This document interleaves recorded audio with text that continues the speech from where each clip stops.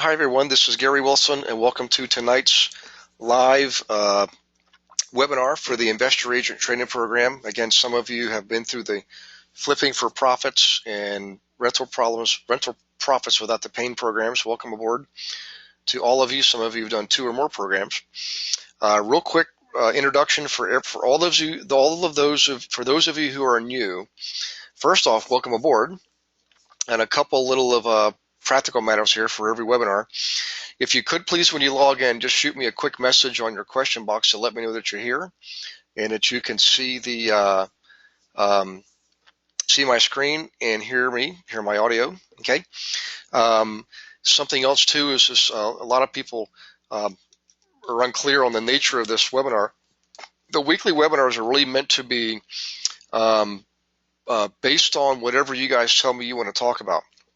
So they're not necessarily aligned with your training and material, although sometimes they do align, but that's not by design. Typically, you go through the material on your own, then you get on the webinars and you post questions, and I'm going to dig into a particular subject no matter what every single session to hone in our skills.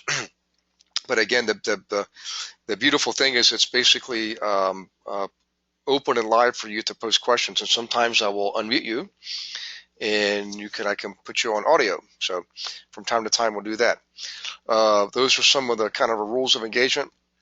A real quick review, again, especially for the newer folks and anybody who's been on maybe just within the last couple of months. I highly encourage you to go to the member section once you get access to it. Generally, that occurs at the end of the month. Everybody who's joined the program during the month, at the end of the month, you're granted access to the website on the member section, which allows you to have more particularly access to all of the recorded webinars, and they're cataloged by subject matter.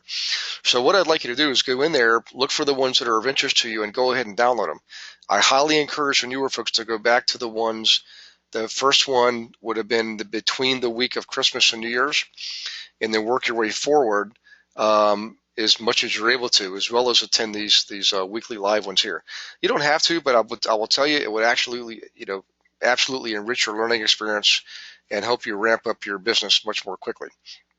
So in any case, that's a little bit of a review. Now, what we're doing right now is we finished 2 weeks ago a long-term campaign to cover all of the marketing modules. And we started that at the end of January and just wrapped it up here a couple of weeks back. So there's a lot of modules out there that focus in on particular marketing campaigns. And again, you have access to all that.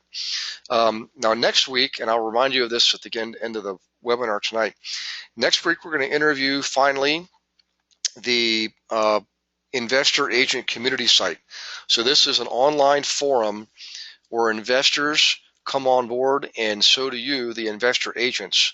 And you're going to be able to post any properties you have for sale that you want to list, and you put them on there. It's all free. It's free for you guys, by the way. It doesn't cost anything. Okay. You can also post a profile for yourself, and we're going to grant you access automatically. Everybody's going to get given a registration login and password automatically. You don't have to do anything to do that. We're going to take care of that for you. The reason is this is a closed community. Only investor agents are allowed on the community. Okay. Now, when it comes to investors, obviously we're going to open it up in a controlled fashion, but first to the RIA groups. Okay. We're going to start with a couple of ones, like there's one we're going to do out in New Mexico, Santa Fe, because one of our favorite KW guys, Mark Rickard, has just created his own RIA group out there. And then we're going to jump back east and grab one of the ones in Pennsylvania, because I know those guys. Then we'll jump down to Florida, grab that. Then we'll jump up to Connecticut, grab one of those. And then at that point, once we get a handful of those guys on at the office level, it's then going to be open up to all of RIA, and all of a sudden the floodgates are going to open, and you guys are going to have a lot of activity coming in from across the country. So don't be surprised if you get people calling you, emailing you from different parts of the country, particularly if you post properties for sale, okay, which you should do. In any case, so look for that.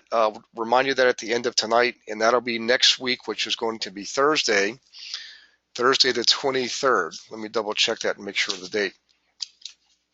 let's see, 18th, 19th, 24th. Yes, next Thursday, the 23rd. Again, 4 p.m. California time, or in most cases, you're East Coast, so that's going to be 7 p.m. Eastern Standard Time. Okay, let's get into the subject for tonight. Little bit of a review here. What I'm going to show you tonight is an answer to one of our student questions that came in during the week. And this student is from the Columbus, Ohio area. She just recently joined the program back, I think, within a month, or probably within the last month. And she had a question, and her question is, and by the way, I'm going to reduce the panel now, so hang on one second. So I'm not going to be able to see you for a second, so hang on just a little bit. Here's the email with the question. Gary, I have my first investor client since I started taking the course, so that's great. She's been at it for less than a month, and she's already got her first client, particularly since I think she just got her marketing material, so that's pretty fast. Normally purchase and flips 2-3 properties a year. They gave me 3 properties to research that are interested in. These are vacant properties that are not actually listed for sale, but they wanted me to try to find out more information about them to see if the owners are willing to sell. I'm having trouble doing this. I first checked the MLS just in case they were listed without having signs in the yard. Then I Googled the addresses. I also checked the county auditors and recorders websites. I'm not sure what to do from here, but could use your guidance. Okay, and she gave me the 3 property addresses.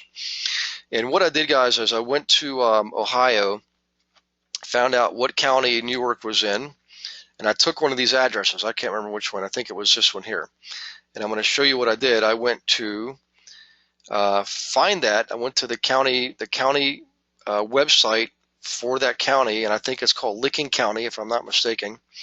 L County, I think is Licking County in Ohio. And I typed in the address, and here's what I got. Okay. So we got the property information, the owner's name, the property address, the parcel number. We got some other information there. But more importantly, we got the owner's actual address. So even though the owner owns this property in 920 Longview, it's not owner occupied. It's certainly a rental property, I would guess, because his actual mailing address is another address in Newark, Ohio. So Longview is in Newark, Ohio, 43055, and 7426 Licking Springs Road is also in Newark, Ohio, 43055. So now Karen has the owner's actual address that she can send information to or send a letter to find more about the property. She can see that the property's, according to the county, assessment value is $64,500. There has been no recent sale date, and it's not a homestead, probably because it's a rental. All right. So in any case, so we got this guy's information. All right.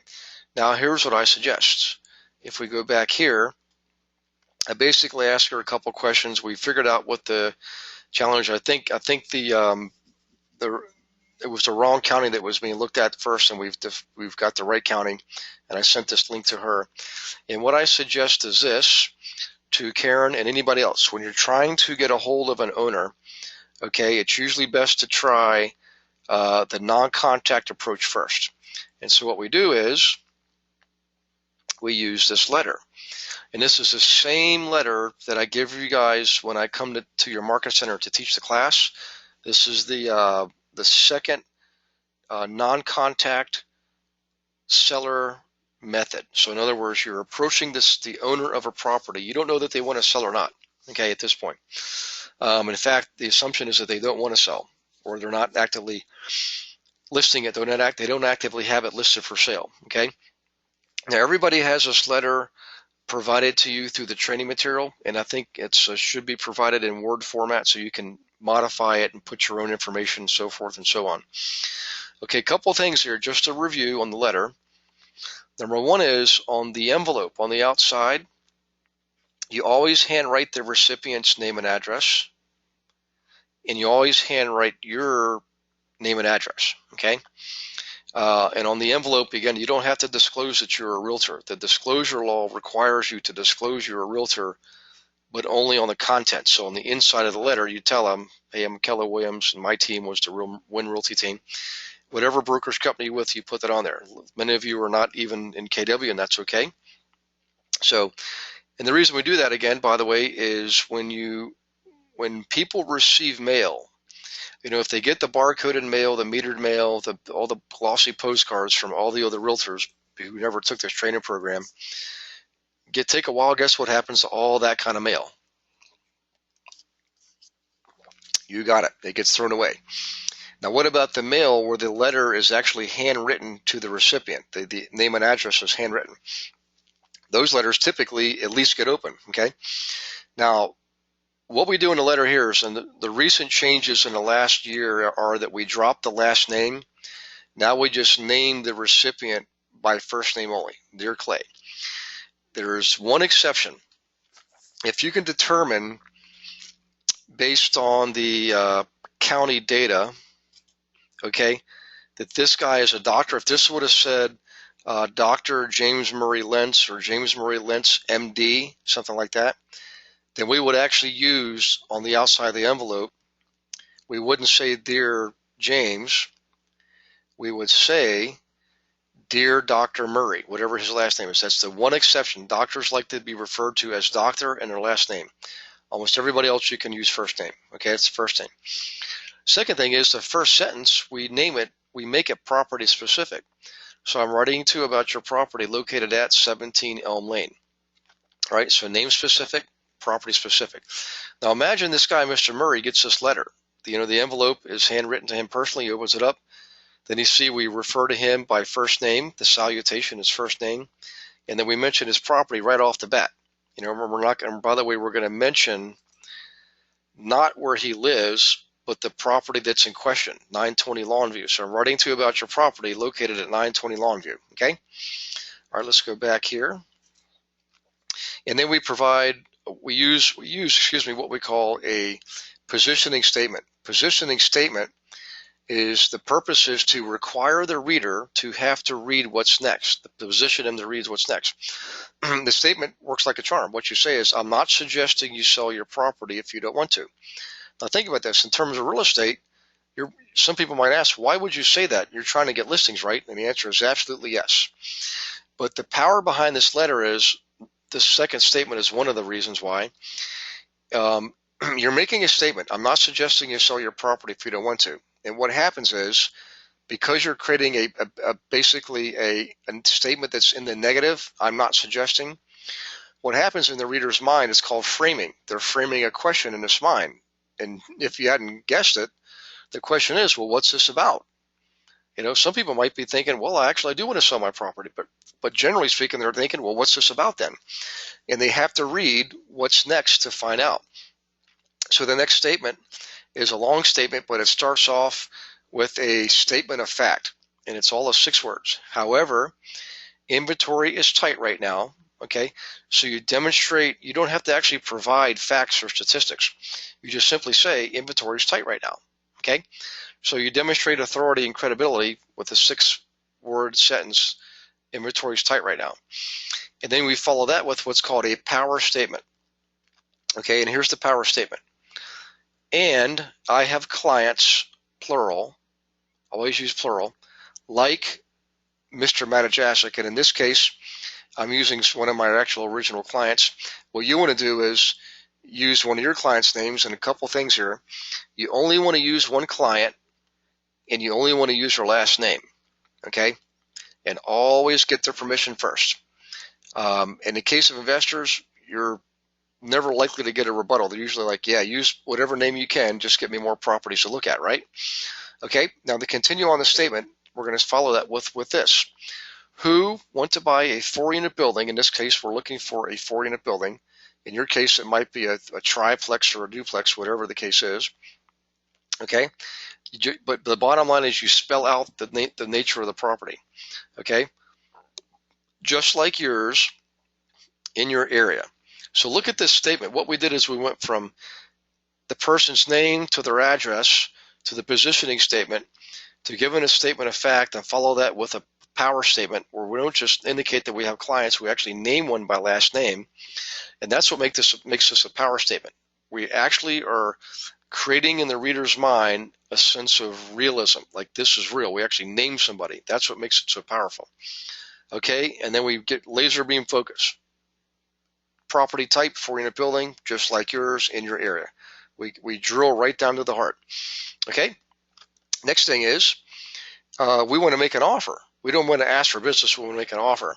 But before we make the offer, we want to soften them up. The reader, now remember, 30 people could be getting the letter, 40 people, 20 people. There could be a lot of people who own a 4-unit building. We're going to write them all, and each one's going to be name specific and property specific. So when we make the next statement, which is, that's why I specifically sought you out, it is genuine. We really did seek this person out, the specific owner of a specific type of a specific property. Okay, so we make them feel special. Hey, this person, Carl, Gary, Dorsch, specifically sought me out. They found me. They got my name. They got my property. I feel special. And then you offer them your offer. Okay, you don't ask for business. You make an offer, which is, even if you're just curious about what your property would sell for, and always use the word sell for, okay, not what it's worth, sell for. Please let me know. I'll be glad to give you a free valuation, and that's your offer. Okay, you don't actually ask for business. Don't say, hey, I'd like to sell your property. All right, you're offering them a valuation of their property that they now know is in a tight inventory market, so the price may have gone up, and you have people at the ready who want to buy a property just like yours. You actually name one by last name. Okay, you follow me on this? So that's the letter. All right, now let's think about this. Let's go back to the recipient, James Murray Lentz. Now, we don't know what his situation is. All we know that somebody has identified his property as being maybe a potential hot prospect. And we write him this letter. We don't know if at this point, we don't know if he's going through a divorce, if there's probate, in other words, a decedent, if he's a landlord going through an eviction process, which may be the case here. Maybe he's received an NOD, notice of default, because he's going to be going in there foreclosure if he doesn't do something quickly. Okay. Maybe he's declaring bankruptcy. We don't know. But the bottom line is, it doesn't matter. We do want to know the information. We just don't want to mention that anywhere in the letter. You don't want to say, hey, dear Clay, I'm sorry to hear about your pending divorce. You don't ever want to say that stuff. You just simply offer a solution. What you're doing is you're offering a solution. They don't need to be reminded that they're going through foreclosure or bankruptcy or divorce or whatever. Just offer a solution, okay? So we send this letter out, and hopefully this guy responds. Now, I'm not a big fan of looking for only one letter for one person. I'd like to find out what my clients want. If they want a 4-unit building, I'm going to identify all the 4-unit buildings and write all the owners the same letter, okay? Now, let's go ahead and take a quick pause here, and let's check for questions. So hang on one second. Let's see. So far, we're okay on questions. So if you have questions, guys, go ahead and post them. And I'm going to go ahead and continue here. All right. What I'm going to show you next, guys, is how do you access your county tax assessment database, and how do you access your county court records to get laser beam specific, focused on specific groups of people. So let me bring that up. Okay. All right, here's one here. I can't remember what county this is, but you can see that you can search by filing date. Okay, you're looking for cases on your county court records, and most counties offer this information to you either free or very inexpensively. The first one I found that had to be paid for was down in Nashville, and I think they were requiring $35 a year or something like that, something nominal. I mean, believe me, it's a bargain. Okay, and here's why.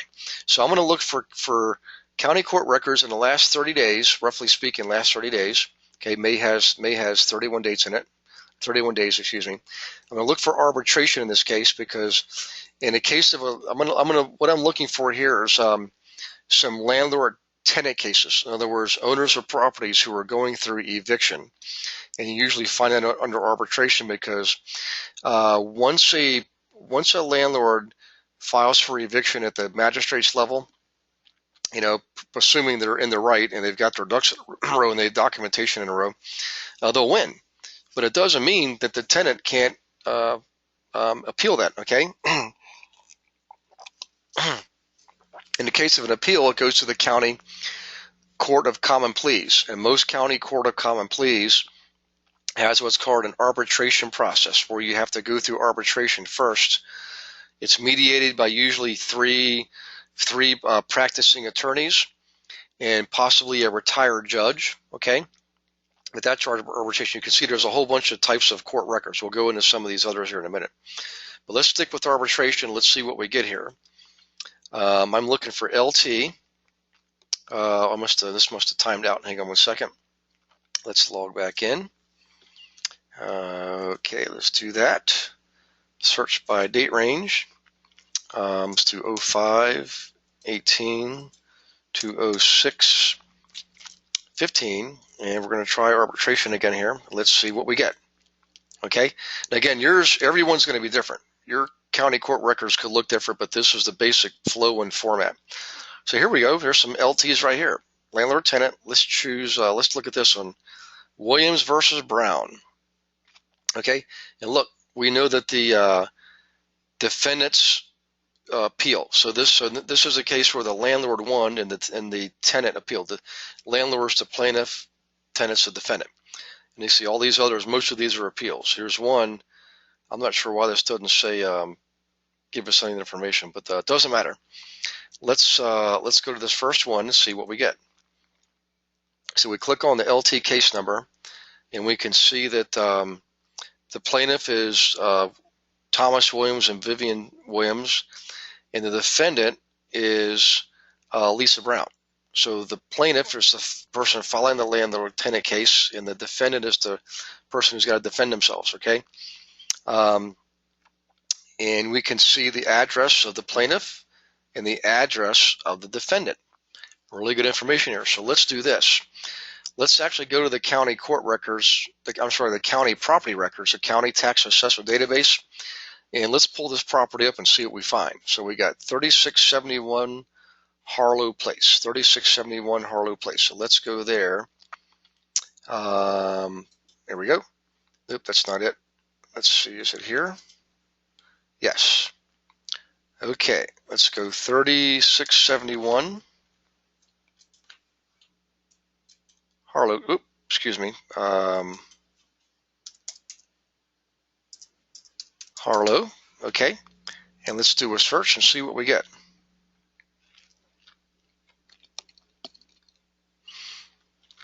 Okay, excellent. So we see that 3671 Harlow Place is owned by Thomas and Vivian Williams, and their actual mailing address is actually owner mailing is right there. That's interesting. Let's go. Let's see if we can find. Actually, let's go back here. I'm sorry. Case number. Okay, so the Williams live at Harlow Place, and that's their mailing address. The defendant is Lisa Brown. She lives at 26 Lafferty. Let's go look at that. 26 Lafferty. Is that right? Yeah. Let's go back and do a new search. Okay. So just bear with me, guys. I'm going to show you some pretty neat stuff here. So Lafferty. Okay, and I think that was 26. So this is probably the rental property. Let's go pull it up. Oops, I must have spelled it wrong. Hang on one second. 2 F's, okay? 26 Lafferty with 2 F's.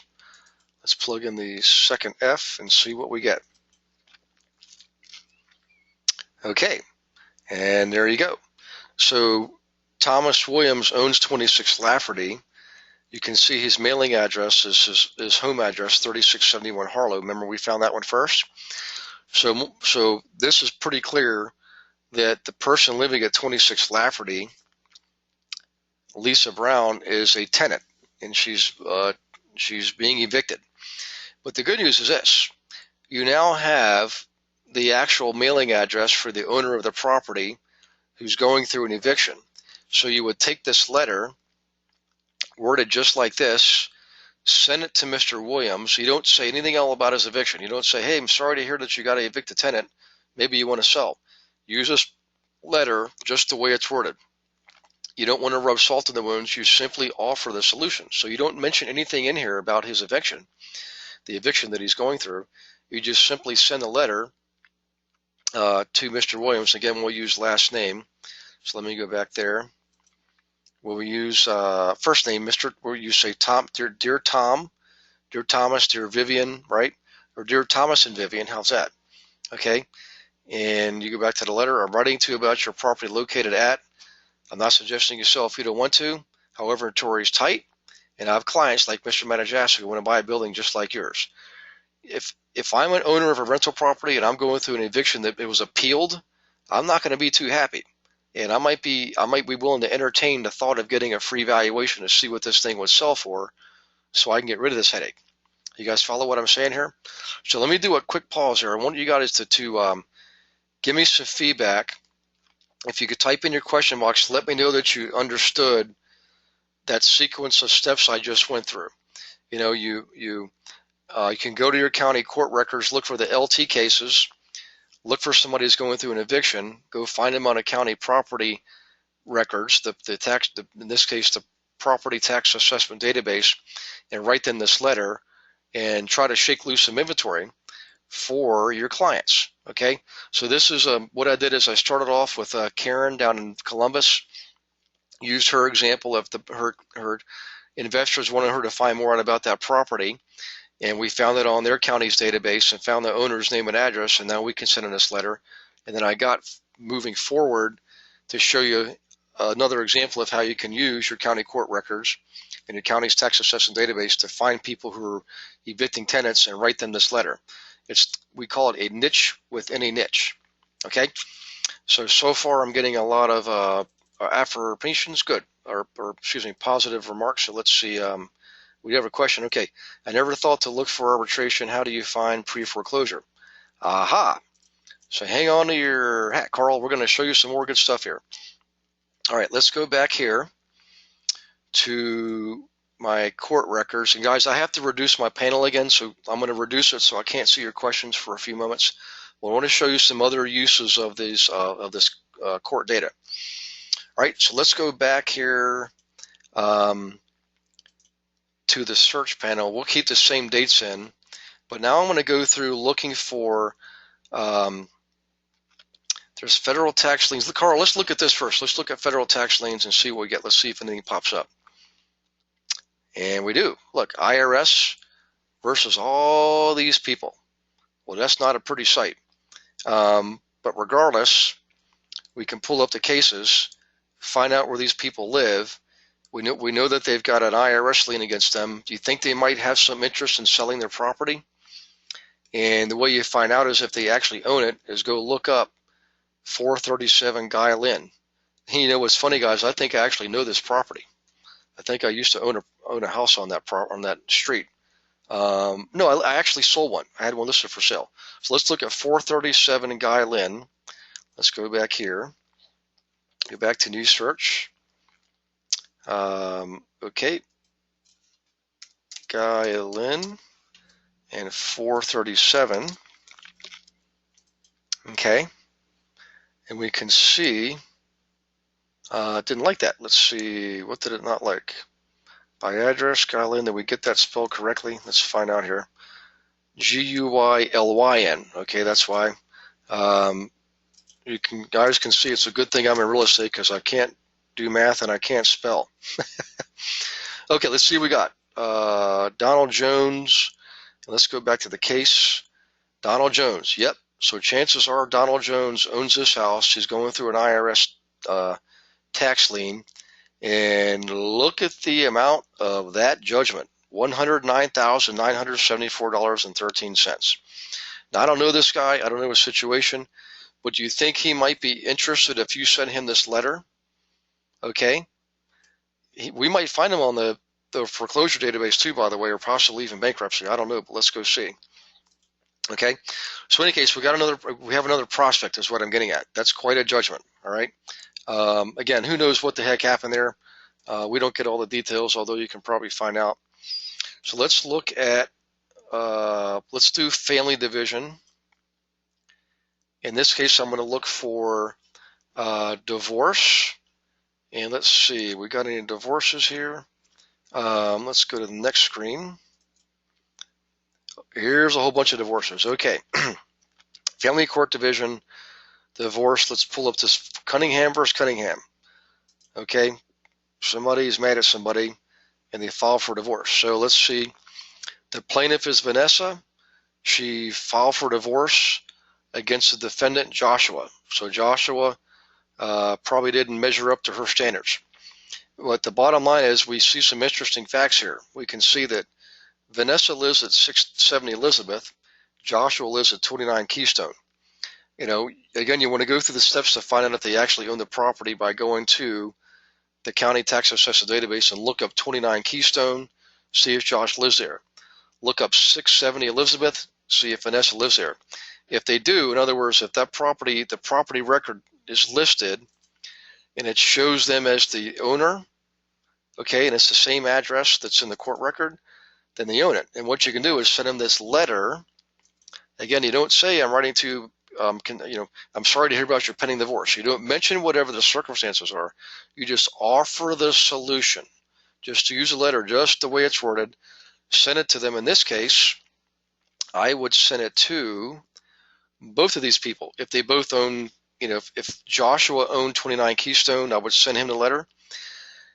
And if he didn't, I wouldn't send him a letter. If it turns out that this 29 Keystone is owned by somebody else, that means he's a tenant, and I don't know that I would send him a letter. But I definitely would send a letter to Vanessa because she's probably still living in the marital home. All right. Now that doesn't mean that she doesn't need Joshua's approval to sell the house. That may be the case. But what I'm saying is, if both people now own their own home, send them both a letter because both of them may be interested in selling perhaps. All right. So that's an example of divorce. All right. And just for goodness, let's just see if Joshua owns this. Let's go back. 29 Keystone. Let's see if I can spell it correctly. Okay. Let's see here. Keystone and 29. Let's see what we get. I think his name was Joshua, right? Did I spell that wrong? Holy smokes. Let's look here. 29 Keystone. Oh, Burgettstown. Yeah, that may be outside the Allegheny County area. Let's look. 29 Keystone. Let's double check. We spelled it right. So let's go to Vanessa's address, 670 Elizabeth.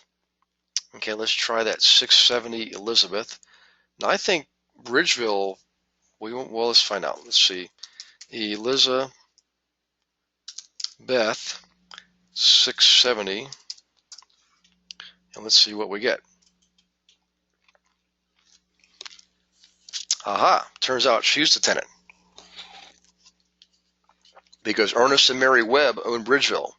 So that's why that's why you take it the next step level. Take it to the next level, guys, because if you don't, you could be sending your letter or trying to drum up a listing to somebody who's a tenant.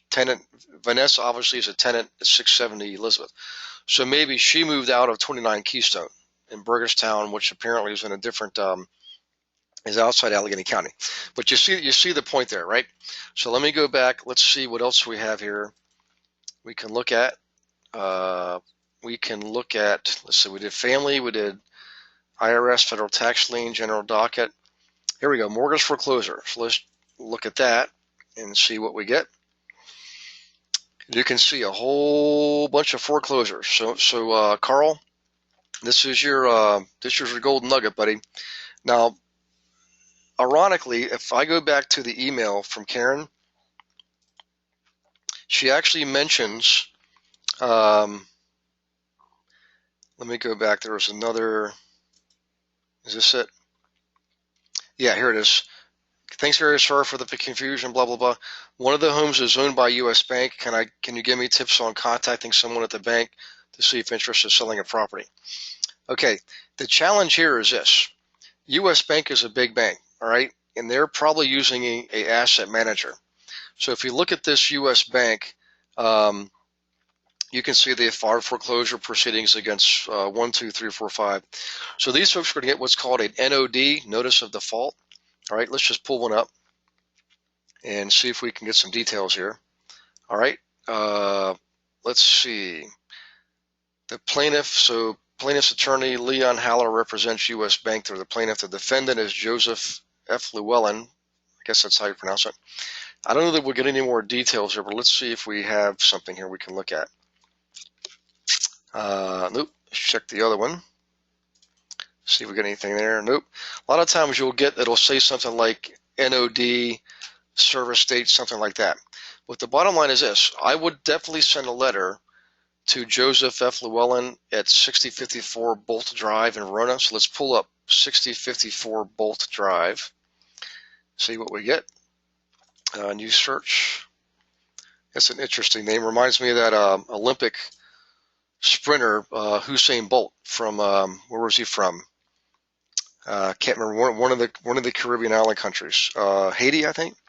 Let's see. Bolt, B-O-L-T-E. Whoops. And I can't remember what that was. Hang on one second. I'm sorry. 6054. 6054. Okay. And let's see what the status is on the county tax assessment database. Okay. He's still listed as the owner. So Carl, this would be one that you'd want to send a letter to. Send that letter to this guy at this address. If in this case, it'd obviously be in your county, because he still has title to it. The bank has not yet taken over. So the bank's issued a notice of default. They're going to be foreclosing on this bugger.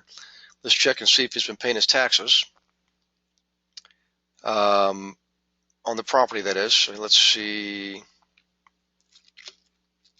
He has been. He's been paying his taxes. So that's interesting, because usually when somebody's going into default, the property taxes have not been being paid. All right. In any case, interesting scenario, but the bottom line is, in this case, this is one where I would send a letter to this guy and see if you can get the property before it goes into share sale. All right. Once it goes to share sale, this bank will be listed as the owner. So that's an example of a foreclosure. Now let me slide my panel back over so I can see your questions. Let's see. That was Carl's. Dorsch says understood. Carl says, oh, you're welcome, Carl. I thought you'd like that stuff. So guys, this is really going to help you a lot. This is going to allow you to zero laser beam focus on specific people who own specific types of properties who are going through some type of challenge in life. And you've got all kinds of scenarios here. My gosh, you got, family court, you got divorce, you got landlord-tenant cases, you got delinquent tax records, federal tax liens. Let's look at delinquent tax records, by the way. Let's see if there's anything else I want to look at before I do that. Now, let's go ahead and look here and see if there's anything popping up. You can see, yes, there are a number of situations where the local borough or township is filing a tax lien against the property, probably because those people did not pay their property taxes to the borough or township. So again, you just pull this up, and you'll get the township, no address available. No kidding. Let's look at something else here. Maybe that's just the nature of these cases. We'll find out. No default address. Okay. I'm not sure why. That's interesting. And by the way, all these things you can pay a fee and get more information. Let's see if we get it here. Oh, there you go. I'm sorry. You do get you get the address. So what you just sometimes have to look a little closer. Right here it said property information. That's all I did. So I clicked on that. So again, you could write this person who owns this address, write them that letter right here, okay? And if you don't have their name, and we do, okay? We got Christine Kotchitz. Oh, this is a good one. Okay, she is an executrix for a decedent. So what we can do here, let me show you something else then, guys. If this is the case, this is a good example, all right? So this lady, unfortunately, is the executrix for an estate where someone passed away, and it apparently well, obviously they're behind on their property taxes for that municipality to the tune of $600. Now they might not want to sell for $600, but coupled with the fact that this is a probate case, in other words, there's a decedent involved. A lot of times the heirs do not want to be dealing with the property, and that's why they're not paying the property taxes. They just want to get rid of it. So I absolutely would send these people a letter, no doubt about it. But let me show you one more thing on this, since we talked about probate.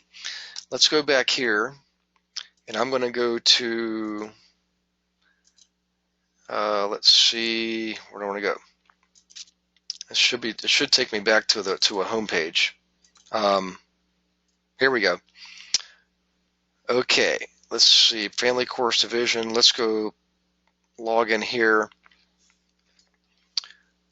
Okay, let's do that. I don't think I've got to do a straight search. I think I can log in and do this. Ah, good. All right, let's do a search by date range. Let's do the last 30 days, 05, 06. And let's see, we want to get the proper type of record. So let's do, I think probate of authority record. Let's try that. Let's see, and we do. We got a couple of them here, okay? So we pull this up. We get the decedent's information, okay? Right here. That's the address where he lived. That's his name, okay? So again, you look this up. You send a letter to this address, and you can do it if they have forwarding mail going on. In the case of a decedent, they often do. The heirs or the executor or executrix will have all mail going to this address forwarded to them. So you can do that. You can write these people a letter. Let's go look at the next one here. All right. Even though they're deceased, you write them a letter. And for some reason, this one's that's interesting. They didn't give an address here, but in any case, most cases you get an address. You send the address, so they get forwarded to the executor or executrix. You send them this letter. All right. And if they also are behind on property taxes, you may have yourself an excellent candidate for someone wanting to sell their property. Okay. So that's what I wanted to show you on this. I gave you a bunch of good examples of how you can apply this letter to multiple purposes, combining the data on your county's tax assessment database and valuable information on your county court records. Okay. So let me check for questions before I show you the next thing. I'll do a quick pause. If you guys want to type something in, now's a good time. Okay.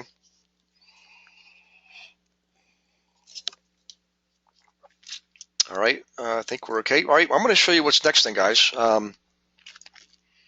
Let me go here, and I'm going to drop this and drop this, and I'm going to go here. I'll drop that too because we no longer need that. And I'm going to show you 4 websites that this is what I was going to wrap up with last week's, guys. So I'm changing subject matter. I won't go into a lot of detail. If you want me to next week, perhaps or the week after, I can go into more detail on these websites. Okay, this is HomePath. So this is the website that shows all the Fannie Mae properties for sale. So if you ever had this happen to you, you have a client call you up, you're looking online on your MLS system, you don't see a property you thought you would see. All right, that you believe is in foreclosure or they believe is foreclosure, you go here. If you believe it's Fannie Mae, and by the way, you can find out by going to your county court records, look up the address and see if there's a foreclosure pending on that property. If there is and it's not on your MLS, come here and see if it's here. So I don't have a particular address. Let's just do a search by map. So you can see it's by state. Let's click on, I am in Minnesota now, so let's click on Minnesota. For those of you who just joined from Minnesota, by the way, welcome aboard. And this is going to help you a lot because I know there's a lot of foreclosures in this area. Let's see what we get. I may have to slide my panel back over real quick here. Yep, I can see 6239 Sunny Lynn in Minneapolis, Minnesota for 159 grand. That looks kind of sweet, doesn't it? But you can see here all these properties.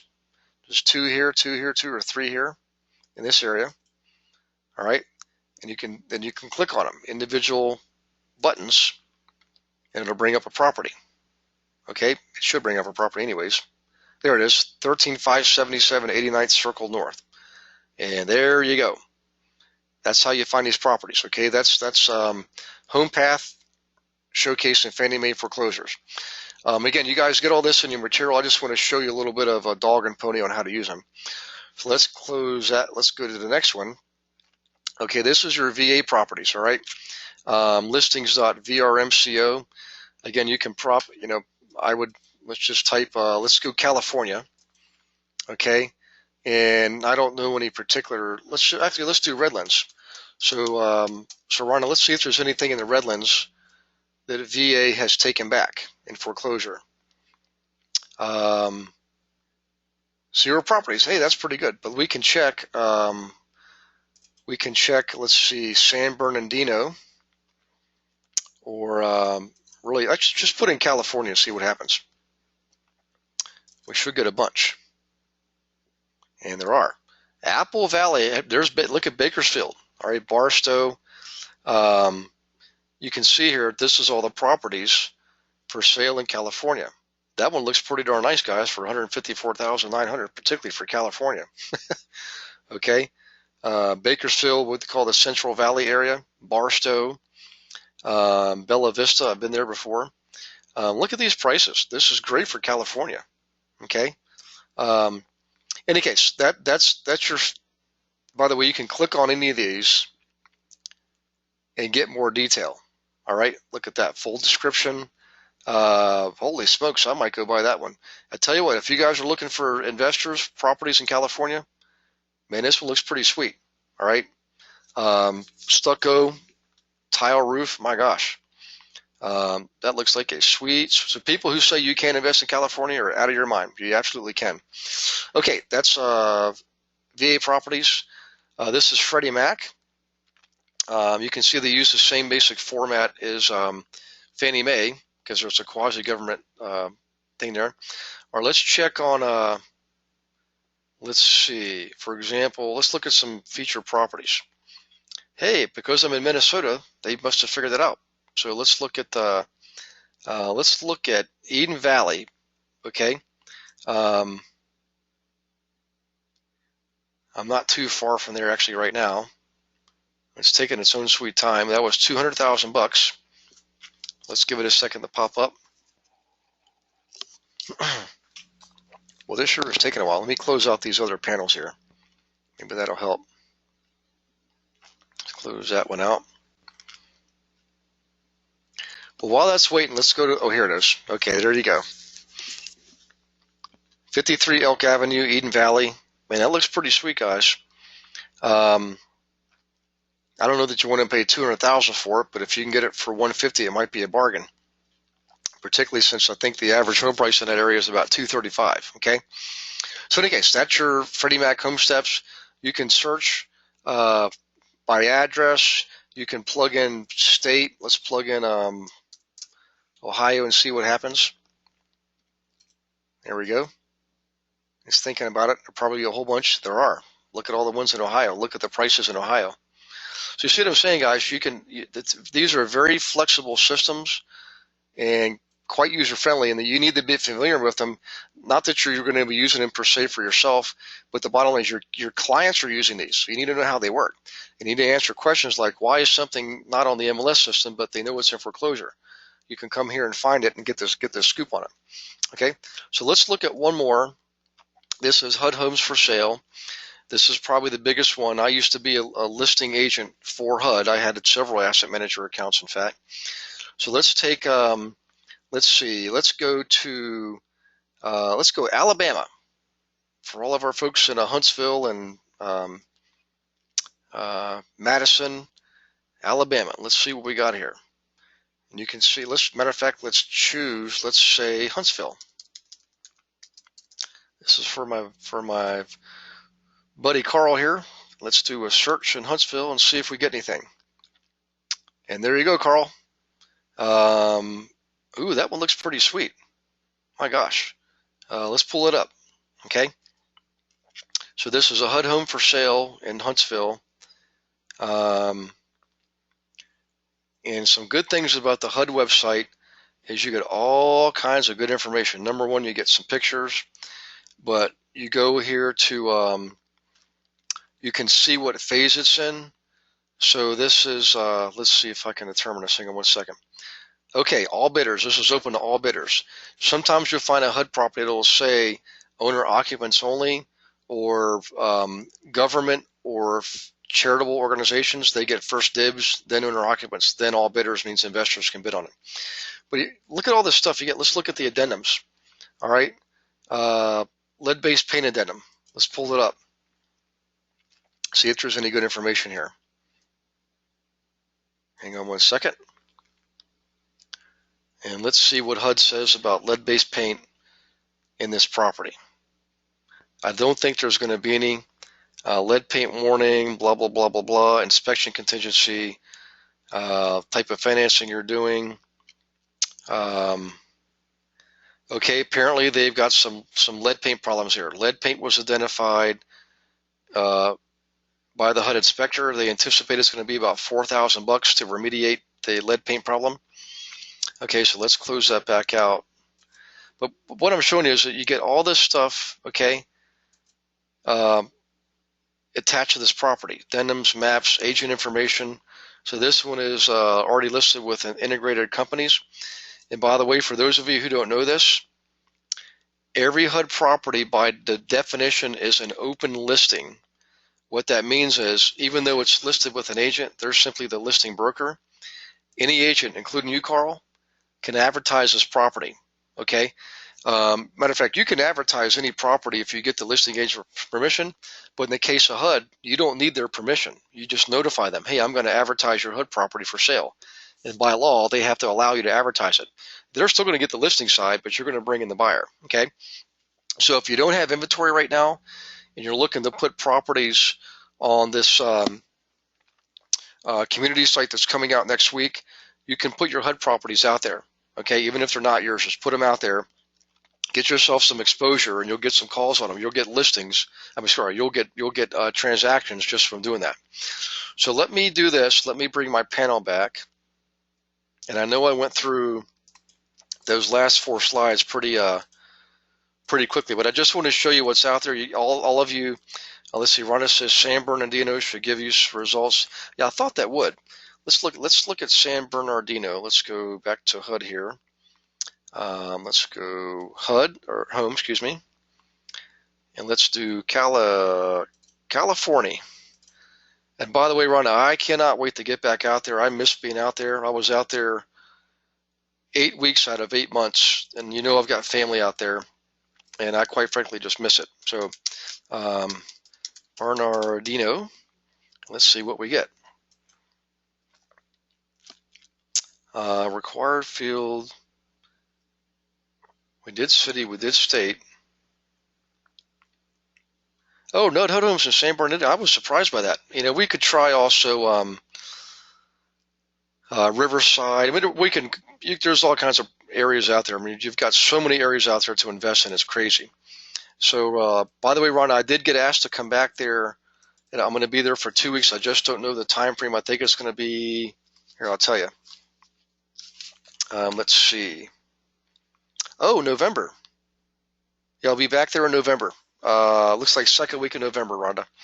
So let's get your RIA group up and running, and I'll come visit you. In any case, guys, I wanted to show you this because this is what I was going to show you last week. You've all got the URLs for these. You plug them into your address bar and play around with them, see what you get, okay? That's pretty much it for tonight. That's what I have for tonight. Now, what I want to show you is one more thing here.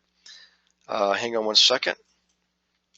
Let's go back here and screen 1. Let's see if this is it.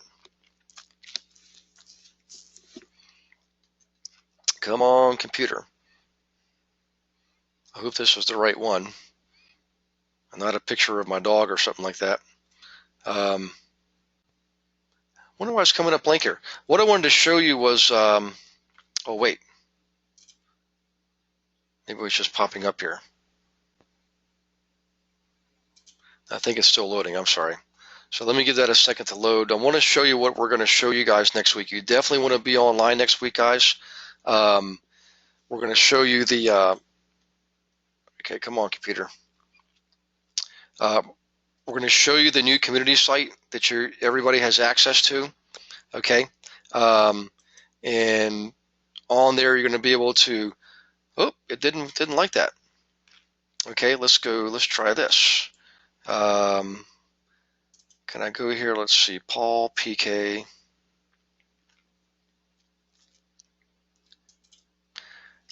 I just want to show you this real quick, guys. So hang in there. It's going to give you a real good idea of what you can expect for next week, assuming I can actually get it to populate. But it's pretty neat. It's map view, which is very user friendly. It's going to allow you to plug in your own profiles. I'm not sure what's going on here, guys. For some reason, I hope I didn't lose the internet connection. Let me check here and make sure you guys are okay. It looks like you're okay. Well, if this doesn't pop up, let me just do this. So next week, we're going to go over this new community site. We're going to give you instructions on how to use it, how to get into it, and how to use it, and what the benefits are. And we've already invited our first reader group. So there will likely be, guys, a lot of investors on this webinar next week. So make sure you're on, okay? Because they're going to be looking for people pretty much from around the different parts of the country. All right, and you'll get they'll have access to you. You'll have access to them. Okay, big hint there. I highly suggest you put properties out there for sale. If you don't have properties for sale, grab the HUD listings in your area, put them out there. Okay, and when you go out on listing appointments, make sure you mention to these folks that you're going to be putting their property on a national database that's accessed by investors across the country. Let's see, here it is. Whoop, I thought I had it there. It's going to help you get more listings from investors, okay? People who want to list investment properties for sale. Well, I don't know why this is taking so long. It must be something going on with Google or Gmail, because everything else has been hunky-dory up till now. We've been cruising right along with this webinar. Let's do PK, and I'll bring up one of the screenshots for you so you can see what I've been rambling on here for about the last minute. Let's do this one. Yeah. Okay. Just give it a second, and you'll be glad you stuck around. And I'll reduce my panel just for a second once this loads. Okay, here we go. All right, let's do a quick zoom here, if that'll work. All right, this is a view of, whoa, here we go. This is a view of the new system we developed for you guys. Again, it's free to every one of you. Map view, this is a button for an agent's profile. This symbol of a house is a button for somebody's property for sale. Again, only investment properties, and only you guys, only investor agents who are in training get this for free. So you plug this up, you can see there's agent profiles. You can click on any of these, and it brings up more of more detail on that agent. Okay, how do you guys like those apples? And that's just a quick Reader's Digest version of what I'm talking about. So I want you to be on next week. Be ready to rock and roll, take notes, ask questions, and get ready to use your new login for this website. It's going to be part of our My Investment Services website. It's its own site. It's its own tool that you're going to have access to. Okay. In any case, thanks for being on board tonight, guys. I hope you guys got a kick out of that, showing how to use that letter, how to access county court records and county tax assessment records to help you shake loose inventory out in the field for your clients. We will see you all next week on Thursday. In the meantime, I hope you have a wonderful rest of the week, a wonderful weekend, and God bless you all. Okay, good night.